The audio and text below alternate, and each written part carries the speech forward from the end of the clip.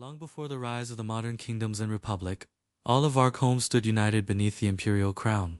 The empire reached its greatest height under Emperor Kuroth, the Unifier, a ruler whose name is still spoken with reverence, pride, or fear, depending on where one stands. Through diplomacy, conquest, and sheer force of will, Kuroth brought the continent beneath a single banner. Roads connected distant realms, trade flourished across the land, and for the first time in history, the peoples of Varkholm shared a common destiny. For nearly a century after his reign, the empire endured. Then came the death of the last emperor. Emperor Varkholm, the Iron Crown, descendant of the Unifier and bearer of the imperial crown, died without naming a successor. Some claimed he had intended to choose an heir. Others insisted he deliberately left the matter unresolved. Whatever the truth, the emperor's death shattered the fragile balance that had held the empire together. Kings, governors, generals, and noble houses all claimed the right to inherit the empire. Alliances formed and collapsed. Provinces broke away. Imperial authority faded year by year until the once mighty empire existed only in memory.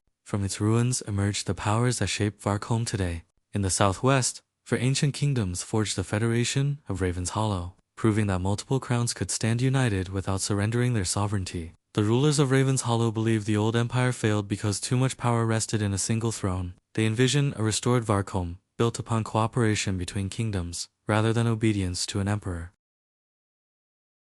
To the north, the kingdom of Noxia takes an even harsher stance. Its monarchs preach that Varkholm's decline did not begin with weakness, but with hesitation, when authority fractured and control was allowed to slip. They argue that stability can only be restored through absolute central power, forged under a single dominant ruler capable of binding the continent under one will. In their doctrine, diplomacy is merely a tool of convenience. Conquest is the decisive instrument. If unification cannot be negotiated, it will be imposed swiftly, systematically, and without compromise.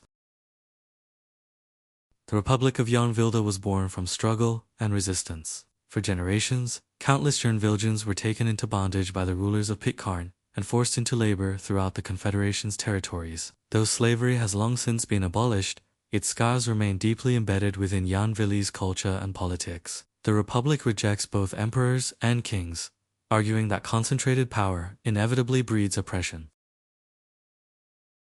Across the neighboring forests lies the Confederation of Pitcairn, a confederation of states whose prosperity was once built upon the labor of enslaved peoples, particularly those taken from its neighbor. Modern Pitcairn officially condemns this history, yet many outside its borders remain skeptical. Its leaders advocate for a decentralized union of equal nations, believing no single kingdom or republic should dominate another.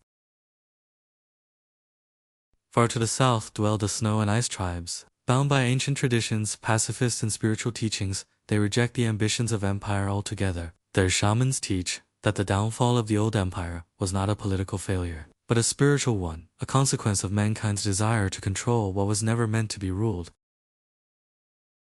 Off the western coast lie the islands of the Brethren of the Coast, a loose alliance of pirates and sea captains. Their holdings were taken from Noxia and Raven's Hollow during centuries of conflict, and despite countless demands, neither nation has reclaimed them. The Brethren reject the ambitions of kings, emperors, and republics alike, while the kingdoms of Varkholm argue over who should unite the continent. The Brethren care only for the freedom of the seas and the wealth that flows across them. And so Varkholm became known as the Broken Crown Lands. Every kingdom on the continent seeks to reunite Varkholm. Every ruler, council, and elder claims to know the path forward, yet their visions are irreconcilable.